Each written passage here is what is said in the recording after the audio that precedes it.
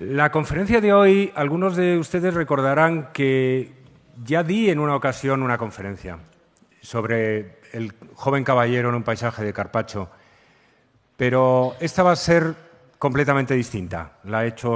Apenas he utilizado 2 o 3 imágenes que utilicé entonces y he cambiado la interpretación de fondo. Entre otras cosas porque ha aparecido una interpretación nueva de un gran experto en pintura veneciana, Augusto Gentili, que va a constituir como la novedad del último tercio de mi intervención. Entonces, recapitularé las interpretaciones del joven caballero desde un punto de vista distinto del que utilicé la otra vez y luego me centraré en la nueva interpretación de quién es el caballero retratado en este retrato algo heterodoxo entre imaginario y alegórico de este caballero en un paisaje. Quiero darles las gracias por venir este segundo día de nuestro ciclo sobre pintura veneciana del Cinquecento. Quiero dar las gracias a Laura Andrada, que es la coordinadora de este ciclo.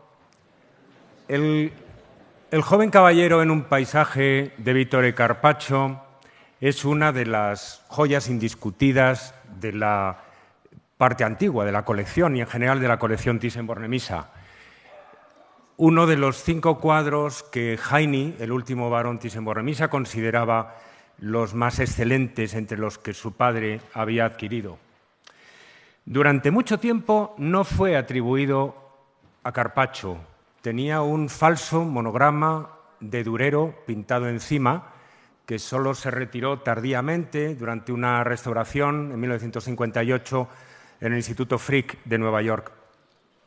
De todas formas, los expertos sabían desde tiempo atrás, ya a comienzos del siglo XX, cuando se encontraba todavía en la colección Wentworth, sabían que no era un Durero, ciertamente, que aquel monograma era falso, antes de que se retirara. Y lo atribuían, desde el comienzo del siglo XX, a Vittore Carpaccio, un pintor veneciano a caballo entre el siglo XV y el XVI, contemporáneo en buena parte de su vida de nuestro anterior protagonista, Giovanni Bellini, con quien compartió trabajos en el Palazzo Ducale, trabajó codo con codo en encargos públicos oficiales con Giovanni Bellini, pero de quien de todas formas le separa, en cierto sentido, un abismo. Es verdad que comparten iconografía a veces en sus Madone. Carpaccio pintó alguna Madonna, sobre todo en sus años tardíos, y alguna pala, alguna pintura de altar relacionada con la pintura de Bellini, pero son pintores de carácter muy distinto. Bellini es el pintor más identificado, que identificamos más con el color y la pastosidad de la pintura, de esa atmósfera de la pintura al óleo veneciana.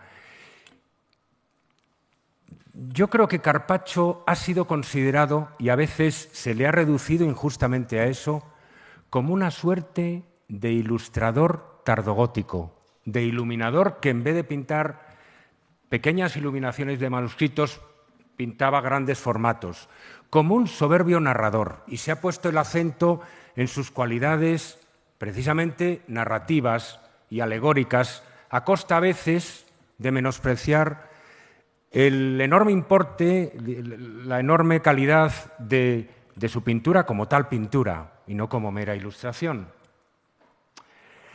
El joven caballero en un paisaje llegó a manos de Heinrich Thyssen-Bornemisza en 1935, en un momento en el que se liquidaban muchas colecciones importantes europeas, de grandes familias venidas a menos, pero también colecciones formadas por dinero nuevo, como era la de Otto Kahn, un financiero de origen alemán que se había trasladado a los Estados Unidos y que tuvo una enorme fortuna y un papel muy protagonista en la vida pública americana, fue una personalidad también social y política destacada y construyó grandes mansiones, una mansión en Nueva York que era como un palacio renacentista y una mansión en The Hamptons que era como un chateau francés, y alojó allí una espléndida colección de pintura antigua que a su muerte de un ataque al corazón, a su muerte súbita,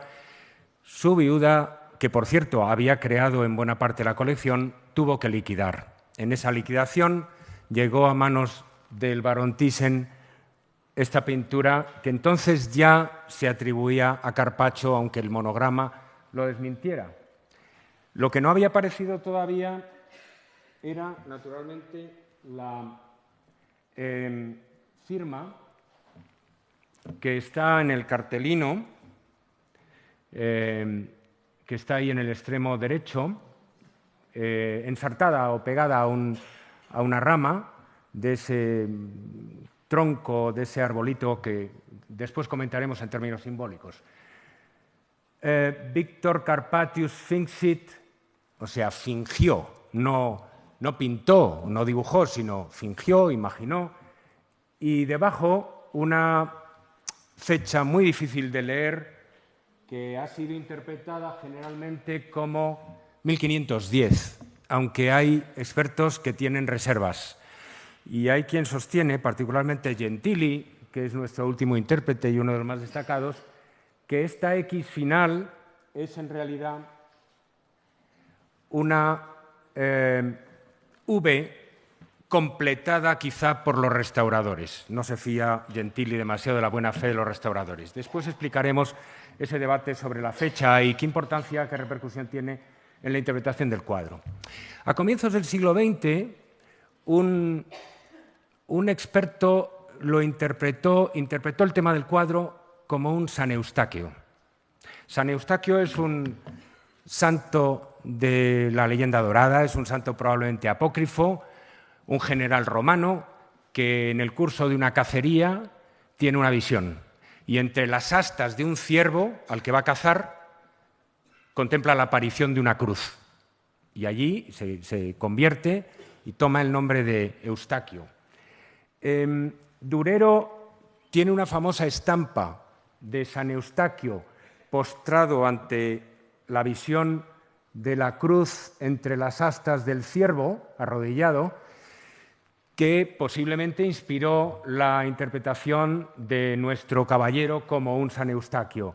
Fíjense que hay en el extremo un famoso ciervo, hay un ciervo que es uno de los elementos más protagonistas de la iconografía animal del cuadro, aunque ni aparece cruz entre las astas, ni siquiera nuestro caballero en primer término está pendiente del ciervo.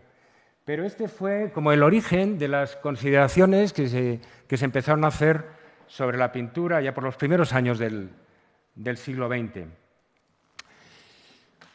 La reflexión sobre el caballero de Carpaccio nos permite ver en funcionamiento la historia del arte, la historiografía del arte, la disciplina académica, con todas sus cosas admirables y todas sus fantasías, a veces ridículas o patéticas o extremadamente apartadas de los hechos más probables. Quiero decir que sobre este caballero, sobre la autoría primero, pero después sobre la interpretación del cuadro, sobre la identidad de la persona retratada, sobre el mismo género al que cabría escribir el cuadro, si se trata de un retrato propiamente, si se trata de un santo, si se trata de una pintura alegórico-emblemática, o si se trata de una combinación de todas estas cosas. Sobre todas estas cosas ha habido tantas y tan diversas propuestas lanzadas por los expertos a lo largo de más de un siglo, a lo largo de todo el siglo XX y parte del que ha comenzado, que cualquier explicación, cualquier aproximación a nuestro joven caballero es una lección también de método, es una lección acerca de los riesgos, los peligros que acechan a la historia del arte y las dificultades intrínsecas de una materia en la que a veces ha desaparecido la documentación y tenemos que guiarnos por el buen ojo, por el buen olfato. Una de las cosas más obvias que se pueden hacer y se pueden hacer con sentido acerca del caballero es relacionarlo con la representación de los héroes militares en la pintura del Renacimiento. Les he traído un florilegio de interpretaciones en las que el caballero de Carpaccio es vinculado o comparado con algún gran precedente o algún gran contemporáneo, particularmente italiano. Por ejemplo, Richard Hofner propuso el San Jorge, una fantástica estatua que se encuentra ahora en el Bargello, el San Jorge de Donatello, como un modelo, y a la vez notó la concomitancia, la relación con el Pipo Spano, esta representación, este retrato de un famoso condottiero florentino por Andrea del Castagno.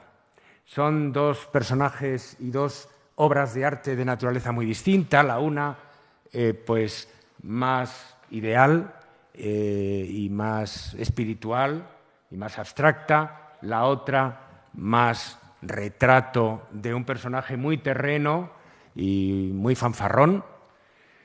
Y, en fin, el San Miguel de Perugino del político de Certosa di Pavia fue propuesto más tarde por Pietro Zampetti como un posible precedente. A mí, de los tres, es el que me parece más cercano en la actitud, en la posición de las manos, en la posición de la cabeza e incluso en ese porte angélico de nuestro joven caballero, que se ha señalado muchas veces.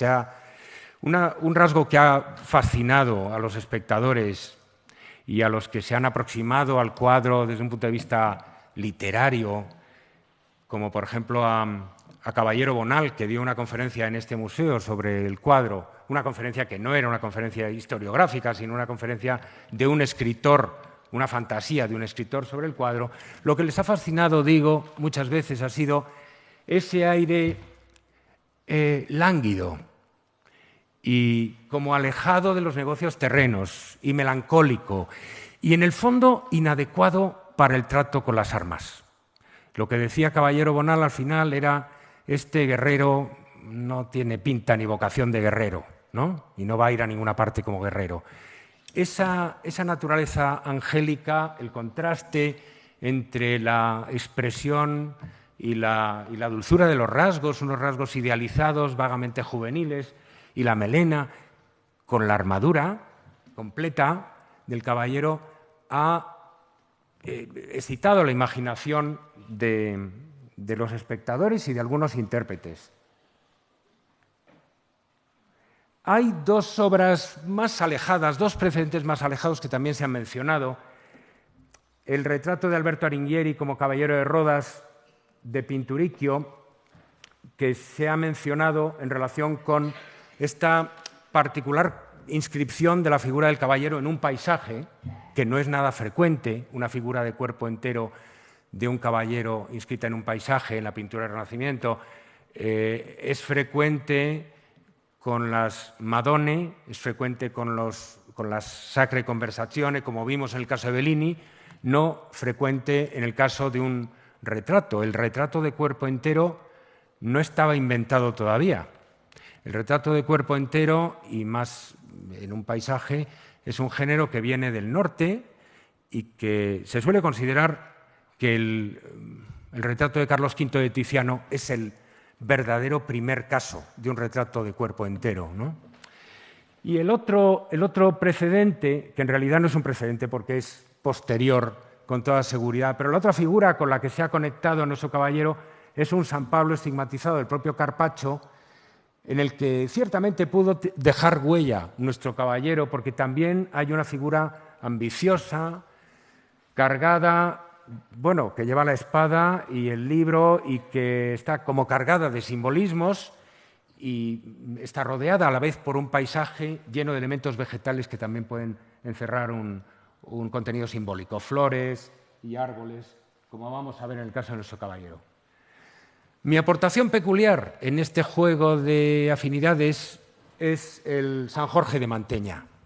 Yo creo que de todas las figuras que están cerca, y Mantegna era, como ya hemos visto, un artista de Padua, por consiguiente del ámbito veneciano, de la esfera familiar de Bellini, o sea, estaba muy próximo a lo que sería Carpaccio, pues nos viene esta tabla pequeña, pero que tiene porte de pintura mural, tiene un aire monumental, como si fuera una figura de tamaño natural, ¿no? Por el modo en que la figura se ve de abajo arriba, la contemplamos en contrapicado y contra ese paisaje fantástico, con una ciudad, con el cielo, etcétera, con todo eso que Mantegna sabe utilizar para monumentalizar a sus figuras. También nuestro caballero en un paisaje tiene una ciudad al fondo, de la que hablaremos después, y trataremos de identificar la figura. También nuestro caballero tiene detrás de sí un camino menos desarrollado, en el caso de nuestro caballero, que este de Mantegna, que sube hasta una ciudad lejana. Lo que no tiene nuestro caballero es un trofeo a los pies, ¿no? Como el de San Jorge y el dragón. En la imagen del caballero de Carpaccio hay en realidad dos caballeros, un caballero a pie y un caballero propiamente a caballo, ¿no? Hay una figura en primer término a la que se considera la protagonista y que da título al cuadro, y luego hay esta figura a la que durante mucho tiempo hemos llamado el escudero del caballero. Gentili se ríe de esta interpretación y dice, pero bueno, ¿qué tontería es esa de que el caballero vaya a pie y el escudero a caballo? Y dice que Gentili sostiene que de ningún modo es el escudero. Es otra imagen del caballero en otro momento. En la pintura de Carpaccio, en el filo del cambio de siglo, del siglo XV al XVI, todavía era posible introducir en una misma pintura, en un mismo espacio ficticio, varios momentos narrativos sucesivos de una historia. Pero es que esto tampoco es una historia. Esto es probablemente, si es una imagen alegórica, como vamos a ver, es una imagen donde se reúne al caballero vivo partiendo para la batalla, partiendo para la muerte, y al caballero, después de haber encontrado la muerte, eternizado, convertido en su propio monumento, aquí en primer plano. Serían dos momentos, entonces, del mismo personaje. En el uno, con la celada, con el yelmo, y montado a caballo y armado con la lanza para el combate, en el otro, en primer término, con uniforme de parada, para el lucimiento, no para la lucha. Lo interesante de esta imagen del que antes llamábamos escudero y que ahora sabemos que no debe de ser el escudero, sino otra imagen del caballero, es hasta qué punto converge con la imagen arquetípica del miles Christianus, el caballero cristiano. El caballero cristiano es un estereotipo, es un ideal que viene forjándose desde los mismos orígenes del cristianismo. Se suele decir que está en la epístola de San Pablo a los Efesios, en el capítulo 6, en un pasaje donde San Pablo dice que el cristiano tiene que tomar las armas de Dios y ponerse el yelmo y tomar el escudo y tomar la espada, y va enumerando los componentes de ese revestimiento militar del cristiano en un sentido análogo, en sentido por analogía espiritual. Esa analogía paulina se renovó en el Enquiridion de Erasmus, en las instrucciones para el caballero cristiano, publicadas en los primeros años del siglo XVI, y del libro de Erasmo tomó inspiración Durero para esta estampa famosísima del caballero, la muerte y el diablo. El caballero que marcha en busca de su ideal para pelear por la verdad, la justicia, los ideales cristianos, acompañado de un perro vigilante y leal y acechado por estos enemigos que son la muerte y el diablo, ¿no? Que van también tras sus pasos. ¿Podría ser que Durero se hubiera inspirado en Carpaccio? Podría ser. Durero estuvo en Venecia hacia 1506, perfectamente conoció a Bellini y perfectamente pudo tratar con Carpaccio y pudo haber visto este cuadro en torno a 1505, que será, como veremos luego, la fecha más probable a la que Gentili lo antedata ahora. Hay, desde luego, una analogía formal muy llamativa. El perro que sigue al caballero, la lanza que no está sostenida de la misma manera, pero que tiene la misma orientación, y ese caballo casi heráldico, ese caballo de perfil que es como una silueta de caballo, es una abstracción de caballo más que un caballo real. El propio Carpaccio dedicó a esto de los caballeros cristianos, donde late desde luego la imagen de los cruzados y de los caballeros de las órdenes militares, ¿no? Le dedicó, en torno a las mismas fechas en las que probablemente estaba pintando el caballero en un paisaje, dibujos y pinturas. Destacaré solo este fantástico dibujo de, aquí no ha salido la localización, que es el Metropolitan de Nueva York, este fantástico dibujo de un estudio como para una pintura de un joven armado, con la celada, con la armadura completa y dos detalles que tienen alguna relación con nuestro caballero. La celada del estudio se parece a la celada del caballero que aparece montado en el Carpaccio de la colección Thyssen-Bornemisza. Lleva una celada con visor de fuelle de este tipo, este es un grabado del siglo XIX, y luego una armadura articulada completa que a veces se ha comparado con la de este condottiero, defensor de Florencia, atribuido a Francesco Granacci de la colección de la National Gallery. Hay algunos detalles de la armadura del caballero o de las armas del caballero que tienen gracia. Algunos lo he estudiado un poco por mi cuenta. Por ejemplo, la espada. La empuñadura y la protección del puño de la espada son característicos de las Katzbalger o espadas de lansquenetes, que eran espadas que tenían la guarda como en S o en 8, de esta forma, ¿no? Se ve. Todas las espadas de lansquenetes tienen esta forma en la guarda. Las espadas de lansquenetes eran utilizadas por la infantería, eran espadas cortas que utilizaba la infantería germana, y en el caso de la espada de nuestro caballero es una espada más larga de la variedad que utilizaban los oficiales lansquenetes de caballería. Entonces hay un tono germánico, tanto en la espada como probablemente en el conjunto de la armadura. Pues curioso, bueno, que no quiere decir nada en sí mismo. Las armaduras de Venecia venían de Brescia, venían de Milán y podían venir de Alemania también.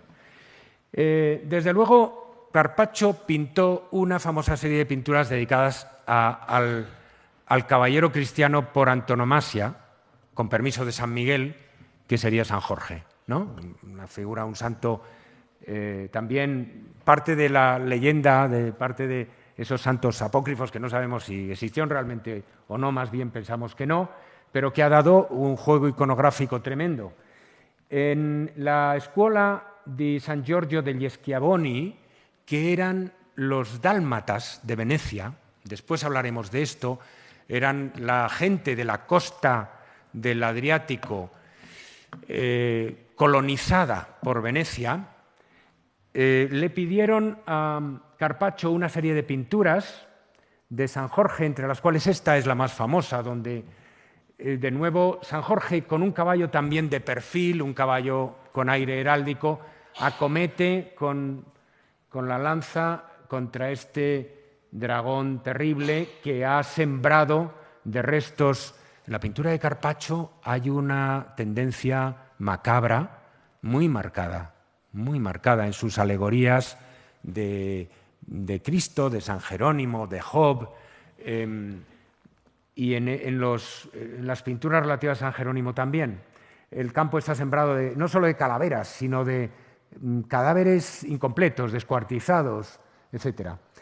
Y al fondo hay un paisaje de una ciudad oriental medio inventada, fabulada por Carpaccio, que también tiene mucho que ver con nuestro caballero, porque también al fondo de nuestro cuadro hay una ciudad más o menos imaginaria. Después veremos que se le puede atribuir una localización.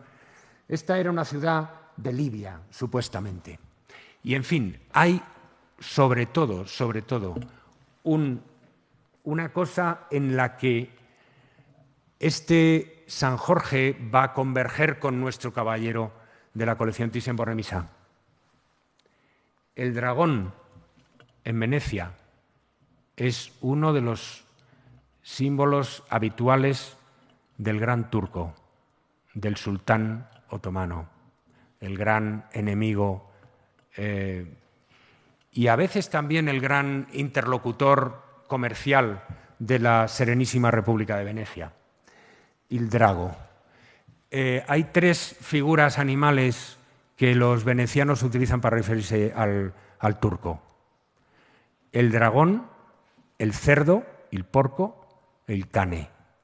Vamos a ver aparecer al cane, al perro, en nuestro caballero, en el paisaje, precisamente jugando un papel parecido al que juega el dragón aquí, como representante del turco. Bueno, pues nuestro caballero se encuentra en un paisaje, y el paisaje forma parte de lo más original del cuadro, y está cargado de innumerables elementos emblemáticos o alegóricos. No he colocado nada más que la mitad aproximadamente de las especies botánicas que se han detectado, descifrado en el cuadro. No más de la mitad. Entre otras cosas porque algunas de ellas son muy difíciles de ver desde ahí y no merece la pena, o son especies demasiado poco frecuentes para que nos sirviera para algo el enumerarlas. En muchos de los artículos dedicados al joven caballero se ha hecho el esfuerzo de intentar resumir su sentido simbólico descifrando una por una los atributos simbólicos de cada una de estas especies de plantas. Con poco éxito, generalmente, porque, claro, cuando en una pintura se reúnen 10, 12, 15 especies de plantas, de flores, cada una de las cuales tiene un valor simbólico alegórico distinto, el conformarlas en un solo sentido de conjunto resulta casi imposible. El simbolismo en el paisaje de esta época, del Renacimiento, de los albores de la Edad Moderna, se encuentra ante una disyuntiva muy complicada. El simbolismo a veces trata de ser enciclopédico. Por ejemplo, en este paisaje se diría que Carpaccio ha tratado de meter una antología de un montón de especies vegetales y animales conocidas, todas juntas como si se tratara de un jardín zoológico botánico. Ese sería el aspecto enciclopédico, didáctico, del simbolismo paisajístico en un Carpaccio, por ejemplo. Ahora, frente a ese sentido didáctico enciclopédico, hay otra orientación del simbolismo en el paisaje que trata de unificar en una sola lección, en un solo mensaje, el contenido de la pintura. El problema está en articular una cantidad de símbolos dispersos por la superficie de un cuadro con la misión del cuadro de proveer, por ejemplo, un sentido moral o un sentido religioso determinado, concreto, que atribuir a las figuras, a la historia que estamos contemplando. En fin, entonces, yo creo que para llegar a alguna conclusión sobre qué significa ese jardín de plantas muy diversas que rodean al caballero y que parecen querer decirnos cosas, lo ideal es concentrarse en grupos que por su posición tengan evidentemente un papel pues como más de primer término. Creo que las flores de mayor tamaño que se encuentran más cerca del caballero pueden revelar estas dos zonas, esta que está en el lado izquierdo y esta que está en el lado derecho del caballero, pueden revelarnos algo que forme parte del núcleo del mensaje simbólico de la pintura. Por ejemplo, la superposición del arum, esta planta venenosa con esta fructificación que ha recibido muchos nombres populares, ¿no? Y el iris debajo, reúne dos plantas que están relacionadas con la pasión. El iris suele asociarse, el iris azul o violeta, suele asociarse al dolor de María, al dolor de la Madre de Cristo. El arum a la sangre vertida, a la sangre derramada por Jesús. O sea que juntos podrían componer una referencia con cierto sentido a la pasión, a los sufrimientos de Jesús. Todavía es más explícito el grupo de la derecha, lo que hay a la derecha. Y quiero llamar la atención sobre el hecho de que además este grupo está un poco aislado, está a este lado del camino, está como en un proscenio y está ligado al lugar donde aparece la firma del artista. Así que debemos atribuirle a este rincón del cuadro un importe simbólico especial. ¿Y qué es lo que encontramos ahí? Pues encontramos combinados el lilium, la azucena o lilio, al que también se llama lirio, pero la palabra lirio, como saben, se utiliza también para los iris, con cierta falta de rigor. Bueno, pues la azucena o lilio, que es la flor por antonomasia de la Anunciación de la Virgen, símbolo de la pureza, se encuentra al lado y como abrazada por una ortiga. Yo creo que no puede haber una imagen más fácil de entender y menos discutible de interpretar que la de el suave y blanco y dulce y puro lilio abrazado por la espinosa ortiga, como emblema de la inocencia sacrificada. Pero es que hay un tercer elemento que completa el grupo, que es el arbolito tronzado, el arbolito cortado, al que le nace una rama, que es a la vez un símbolo de muerte y de resurrección. El tronco con una rama que crece es aquí lo tenemos en nuestra pintura, el detalle de nuestra pintura, es un detalle simbólico que aparece en dos artistas venecianos. Fíjense, solo me he limitado a apariciones estrictamente contemporáneas de nuestro caballero. 1505, en Giovanni Bellini, la Pietà, esa Pietà en medio del campo que vimos el otro día, y la alegoría del vicio y la virtud que Lorenzo Lotto pintó para el obispo de Treviso.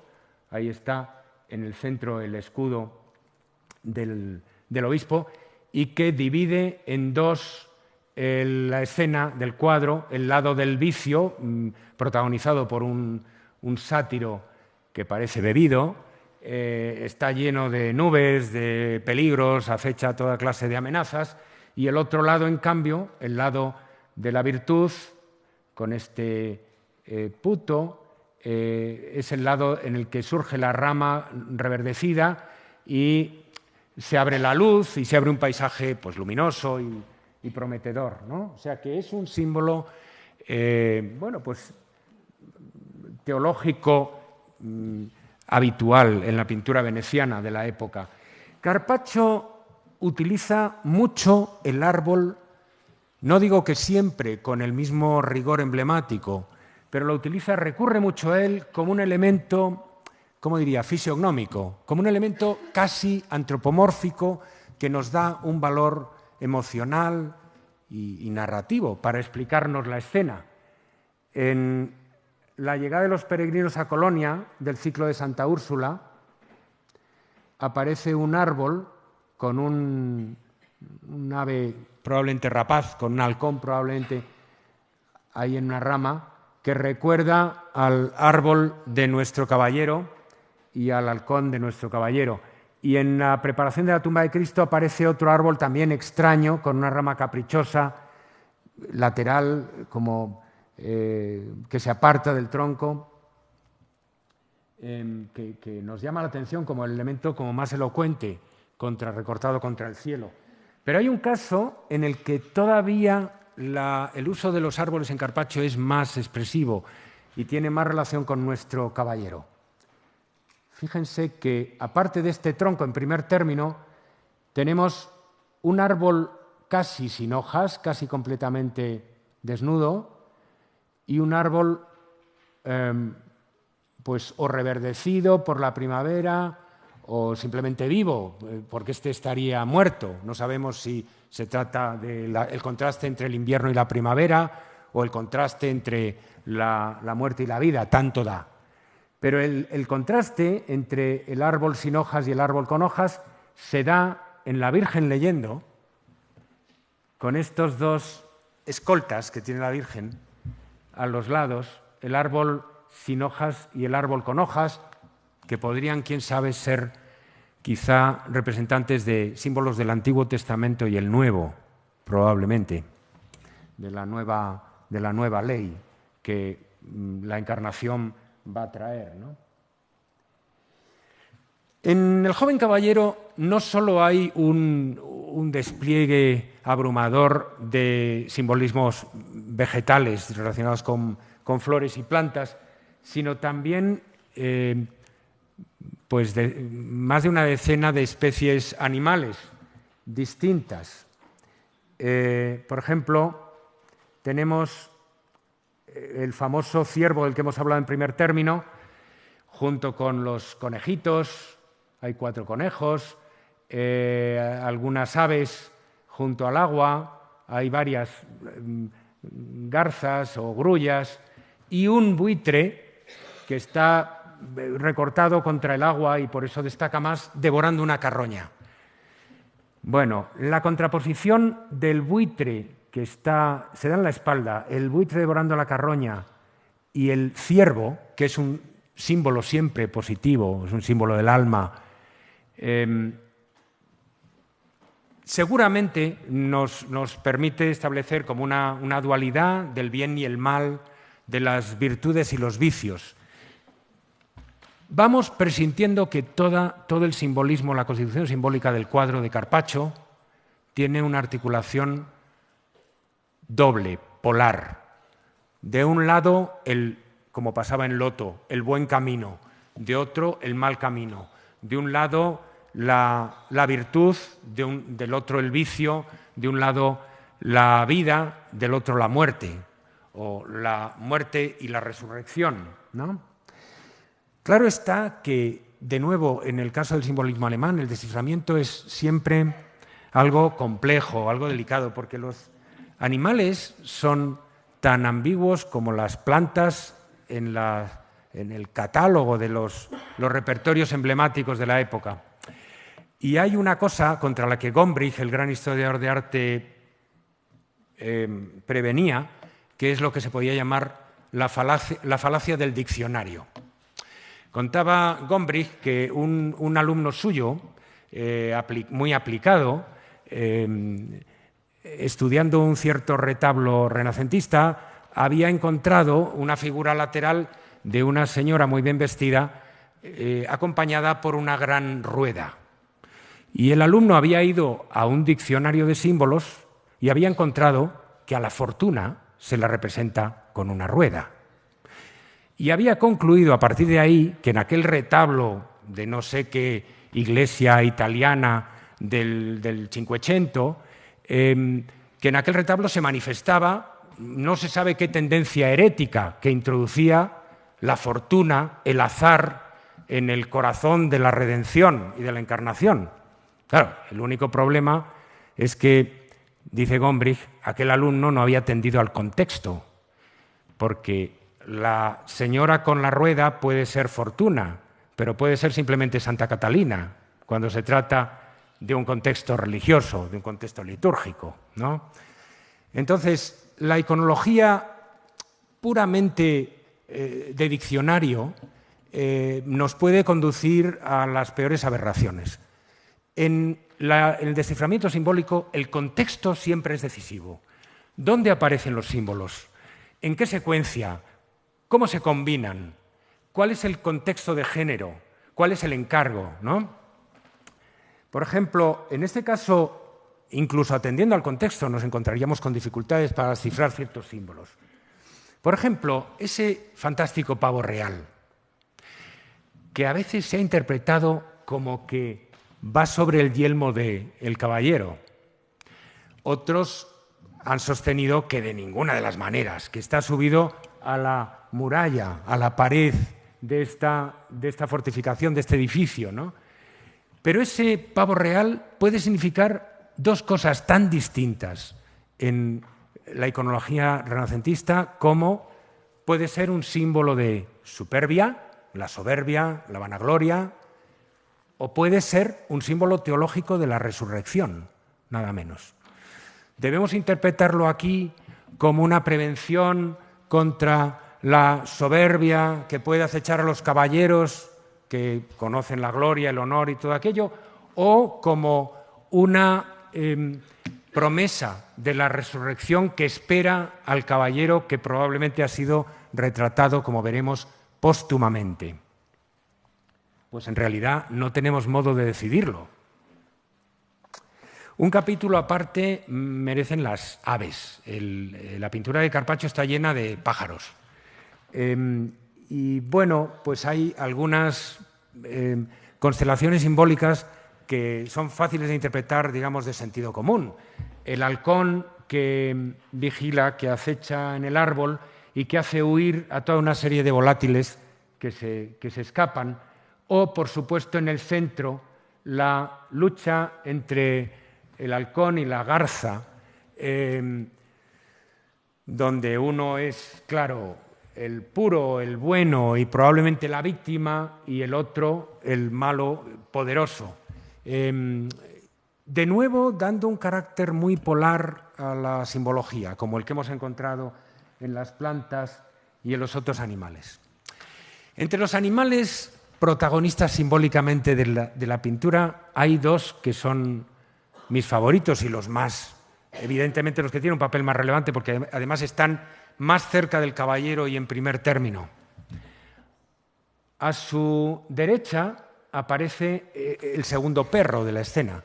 Vimos al perro bueno que acompañaba al caballero que salía de la muralla y que era el perro leal, el perro fiel y vigilante y que tenía una cara inexpresiva, como de alguien que simplemente cumple con su misión, Este otro perro tiene más miga, ¿no? Tiene una expresión más intencionada, una expresión casi humana de astucia y probablemente de maldad.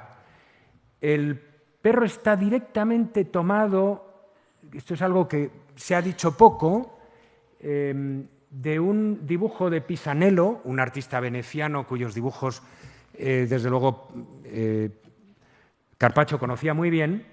Y fíjense cómo hasta la postura de las patas delanteras, la actitud y esa expresión un poco de gruñona, ¿no? Y acechante, esa tomada de Pisanello, que por otra parte, y están ambos muy cerca de la fisonomía real de un español bretón. No sé si se dirá también, si hay que decir Spaniel o este tipo de perro que tiene los ojos un poco saltones y una expresión en la boca de un poco de mala uva, ¿no? Si me permiten.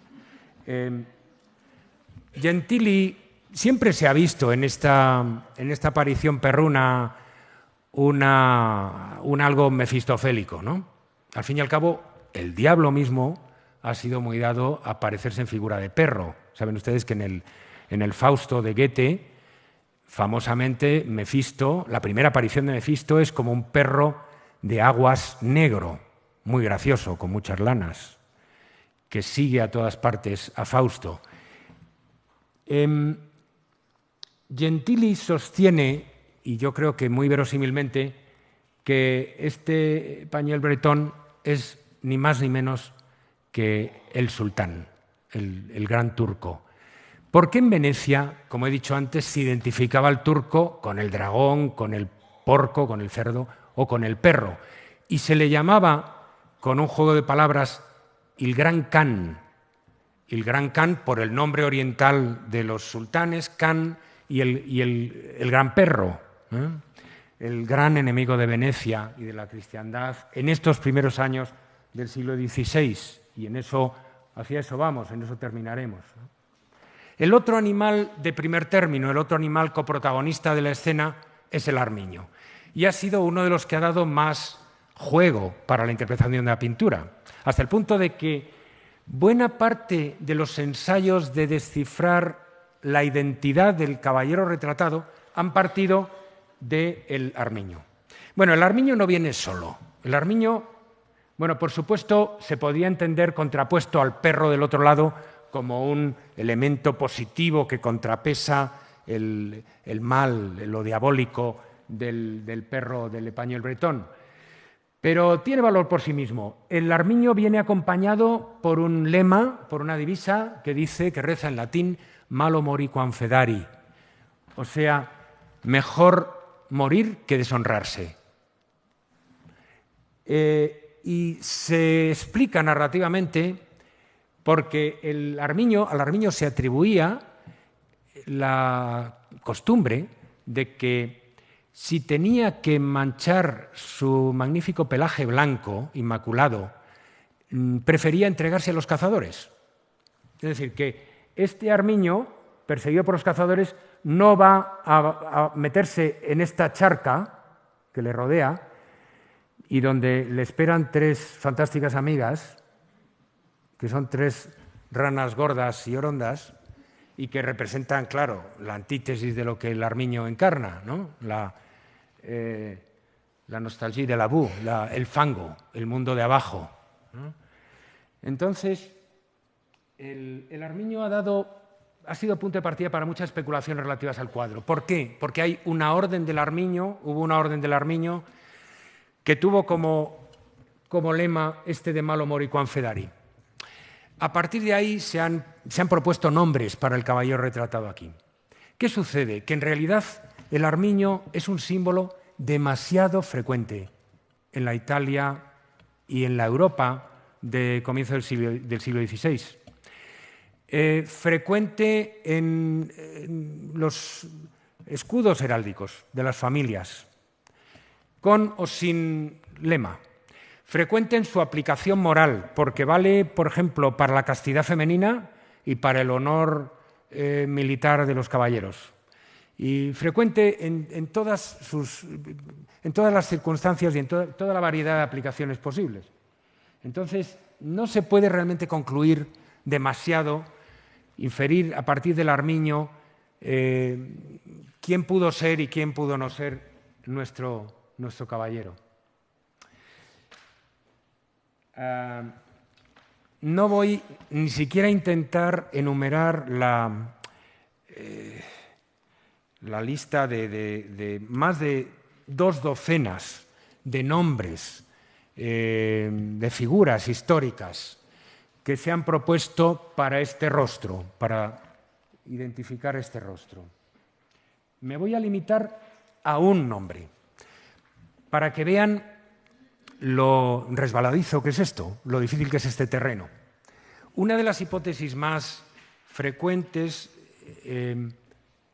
desde desde muy pronto en el siglo XX es la identificación con Francesco Maria della Rovere, tercer duque de Urbino, general del Papa, que terminó siendo capitán de la Serenísima. Estuvo al mando de la Liga de Cambrai en 1509, cuando se forjó una alianza tremenda contra Venecia, encabezada por el Papa, precisamente, y luego, cuando el Papa cambió de bando y se alió con Venecia, que antes era su enemigo, pues della Rovere cambió también de bando y terminó ayudando a los que habían sido sus enemigos, los que eran sus antiguos enemigos. Bueno, supuestamente dispondríamos de una amplia iconografía de Francesco Maria della Rovere, que vivió rodeado de fantásticos artistas allá donde fue. Pero, ¿qué pasa con esa iconografía cuando se la mira de cerca? La primera idea de identificar a nuestro caballero de Carpaccio con Francesco Maria della Rovere parte del retrato de un joven con yelmo del Kunsthistorisches Museum de Viena. Bueno, hasta aquí es bastante razonable, porque tiene una melena rubia, pues parecida, y una cara pues juvenil y unos rasgos un poco lavados que pueden recordar a nuestro caballero. Pero en realidad no hay nada demostrado sobre que este joven del yelmo sea Francesco Maria della Rovere. Incluso hay quien sostiene que de ninguna manera puede serlo. ¿Y qué decir del joven con una manzana de Rafael, que es otra de las representaciones tradicionalmente identificadas con Francesco Maria della Rovere? Porque tampoco sabemos, que tampoco tenemos ni idea y es más prudente llamarlo joven con una manzana. Por otra parte, entre ellos no es que haya el menor parecido. El único de los tres del que sí sabemos que es Francesco Maria della Rovere, imaginamos que Tiziano pues, debió de captar su fisonomía con habilidad, es el tercer retrato, pero está ya tan lejos en edad y en aspecto de nuestro caballero que la verdad es que, bueno, pues no hay ninguna base para esta identificación, como no la hay para otras muchas. Casi tanto como se ha discutido quién sería el retratado en nuestro caballero, se ha discutido qué ciudad es esa que aparece al fondo. Y se han dicho las cosas más asombrosas. Por ejemplo, se ha sostenido que la ciudad del fondo sería Padua. Pero bueno, Padua no tiene el mar al lado, evidentemente, está Venecia más allá.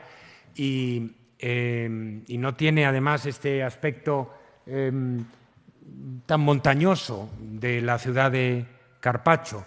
Se ha dicho que podía ser Ancona, que sí tiene alguna vista, alguna perspectiva en la que podría asemejarse a la ciudad del fondo del Carpaccio. Se ha dicho que sería Senigallia. Pero la hipótesis que más me gusta, y la única que visualmente tiene alguna verosimilitud, es la de que sería Ragusa, en Dalmacia, o sea, la actual Dubrovnik, que fue una colonia veneciana, por supuesto, y donde pudo haber aparecido ese caballero veneciano, ¿no?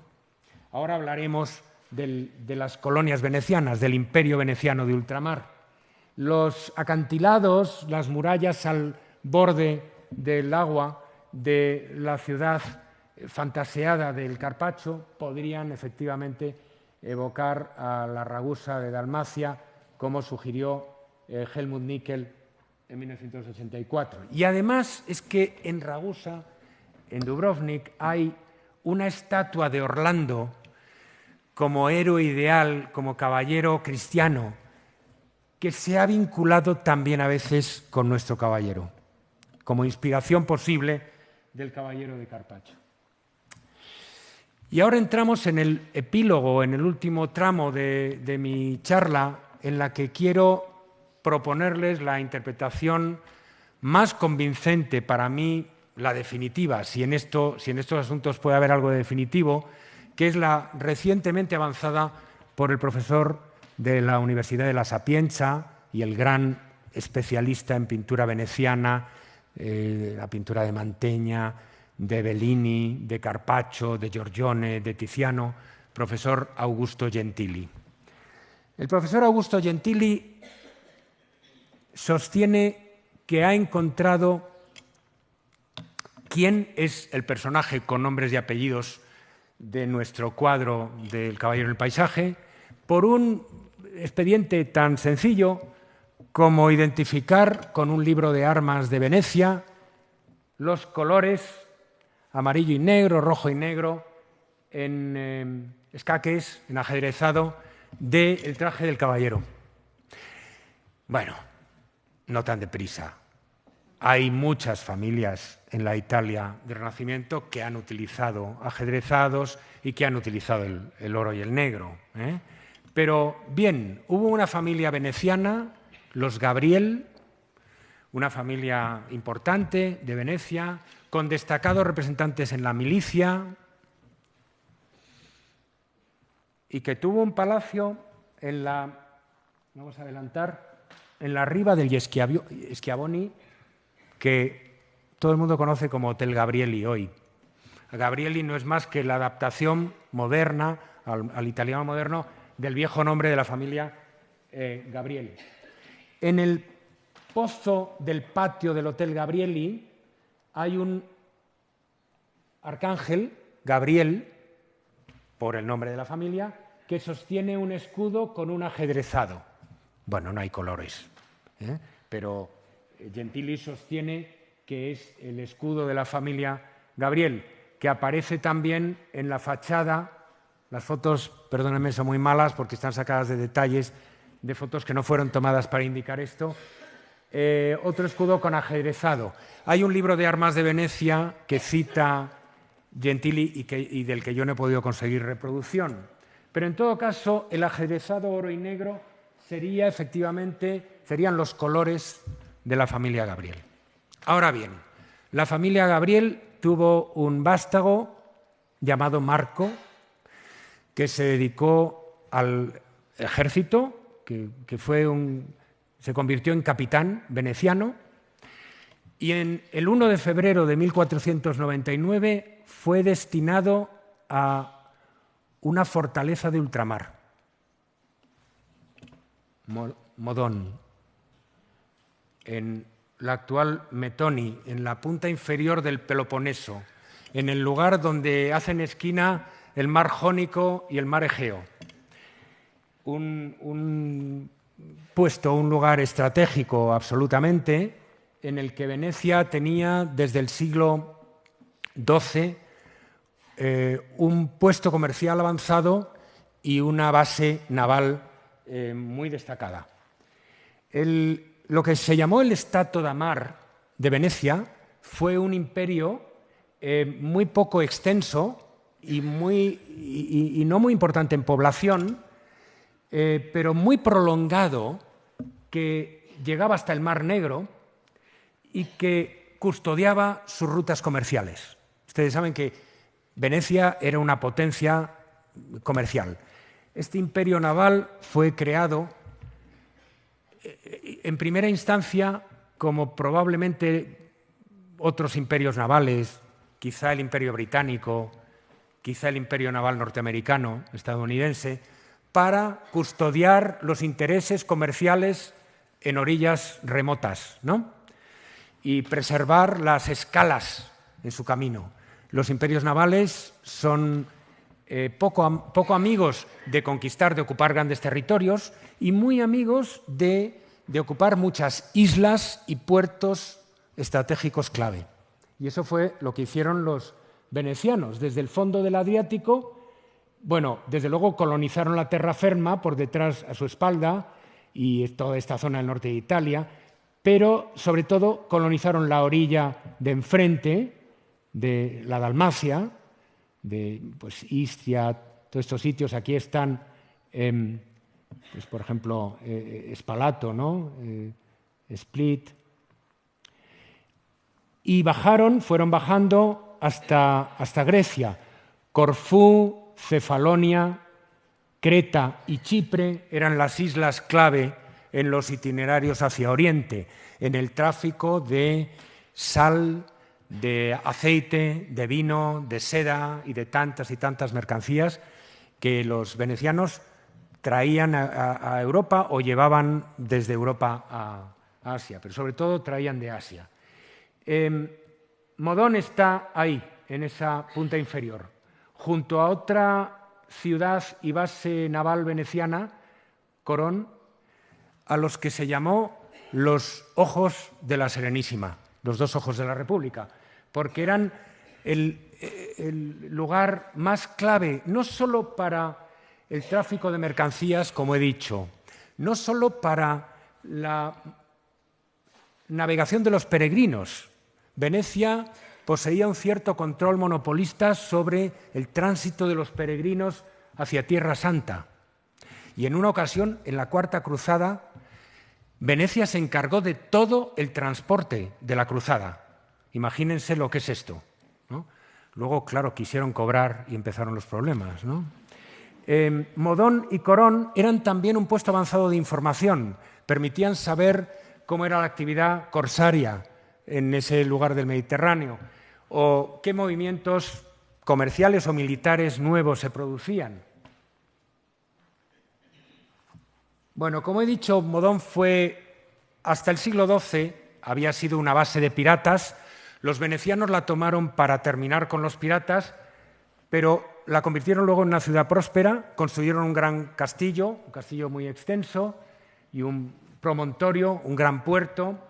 Aquí lo tenemos representado, he traído dos imágenes exactamente contemporáneas de nuestro Carpaccio. Este relato de la peregrinación a Tierra Santa de Bernhard von Breidenbach de 1486, donde hay una estampa que debía ser muy precisa, por lo que podemos colegir de otras imágenes, y esta otra que es más bonita, de Konrad Grünenberg, menos exacta probablemente, y vemos el puerto desde otro punto de vista, con el caserío de la ciudad, las torres. Vemos una ciudad pues, importante, muy próspera, en lo que es el texto de una descripción también de viaje de Constanza a Jerusalén. La literatura de viaje de la peregrinación a Tierra Santa era muy frecuente en esta época, tenía muchos lectores, tenía muchos fans, y en ellas, en esos relatos, se describe Modón como una escala fundamental en el itinerario.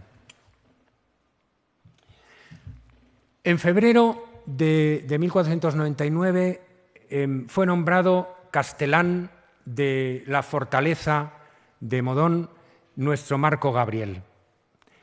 Y en los meses sucesivos comenzaron a llegar noticias cada vez más inquietantes o más alarmantes de una flota turca que se iba aproximando.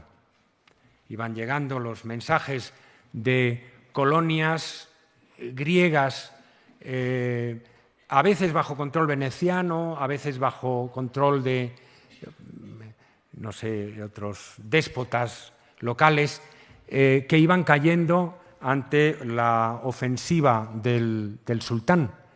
El sultán, después de haber ocupado pues Constantinopla, Mehmed II, uno de sus descendientes, después de tener controlado la mayor parte de Grecia, todo lo que había sido Bizancio, decidió que había llegado el momento de limpiar también las costas y de despejar el tráfico comercial y militar del Mediterráneo oriental, y para ello inició una campaña entre el 99 y 1500 destinado a ir tomando las plazas venecianas en el Egeo. Finalmente, en 1500, la primavera de 1500, llegaron los turcos a Modón, y con el consiguiente pánico, ¿no? Los de Modón estuvieron mandando mensajes a la Serenísima para que les enviaran refuerzos desde semanas antes. Aguantaron, eran 7.000 hombres, por lo que sabemos, metidos en la fortaleza, metidos en el perímetro de la fortificación, más todos los refugiados venidos de diferentes sitios. Pero ante ellos tenían un ejército, el del sultán, de 100.000 hombres con 500 bocas de fuego. Aguantaron 4 semanas. que es mucho aguantar. Y en el último momento tuvieron la fortuna, diríamos, de ver llegar una flota veneciana de socorro para traerles provisiones y refuerzos para romper el cerco.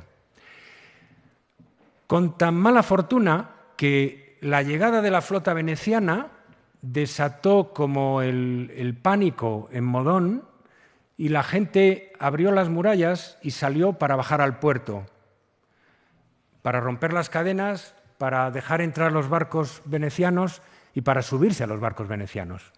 Entre tanto, los turcos entraron en la ciudad y decapitaron probablemente a 80 defensores de la ciudad, entre ellos al co-comandante de la plaza junto con nuestro protagonista Marco Gabriel, que curiosamente se salvó, por lo menos en ese momento, de la quema. Marco Gabriel no fue ejecutado por los turcos, sino que meses después llegaron a Venecia cartas suyas diciendo que estaba recluido en una fortaleza de Estambul, el castillo de Rumelia, que se puede visitar hoy, y que es una fortaleza con forma de triángulo irregular, con 3 torres principales que el sultán Mehmed II había construido previamente a la conquista de Constantinopla, o sea, 50 años antes, y las 3 torres llevaban el nombre de sus 3 visires, ¿no? Era una base militar para la conquista de Constantinopla, para la campaña de Constantinopla. En esos tiempos, a comienzos del siglo XVI, ya estaba siendo utilizada, como lo sería durante mucho tiempo, durante siglos, como prisión. Y allí fue recluido el pobre Marco Gabriel, que se pasó meses enviando cartas a sus amigos, a sus familiares, pidiendo rescate. Los turcos, los musulmanes del Mediterráneo solían frecuentar la práctica de rehenes, ¿no? Pedían rescate para redimir a los cautivos. Y hubo prisioneros de los turcos venecianos que se salvaron. Por alguna razón, el rescate o los amigos o los familiares de Gabriel no encontraron suficiente dinero, no tuvieron suficientes recursos o algo falló, pero el caso es que en 1500 fue finalmente decapitado Marco Gabriel. Y en las crónicas de la época, como nos explica Gentili, en las crónicas de la época aparecen por lo menos 2 textos, 2 pasajes en los que se arrojan sombras sobre la hoja de servicios de Marco Gabriel. Y se sugiere que Marco Gabriel, de algún modo, o bien fue cómplice del invasor turco, o por lo menos colaboró con el ocupante. Y se pone en tela de juicio su lealtad, su honor como capitán veneciano. Augusto Gentili propone que el cuadro de Carpaccio debió de ser encargado por algún miembro de la familia de Marco Gabriel, no su esposa, que no parece que la tuviera, tenía 35 años cuando murió, probablemente su madre o una hermana, para recordarlo, para rendir culto a su memoria, pero sobre todo para vindicar su memoria, puesto que había sido supuestamente difamado. Y Gentili añade que ese detalle que intriga tanto a los espectadores de la abultada bolsa que lleva en la ingle el caballero de Carpaccio con unos documentos, contiene ni más ni menos que las cartas de socorro que Marco Gabriel escribió, pero que no pudo llegar a enviar. Muchas gracias.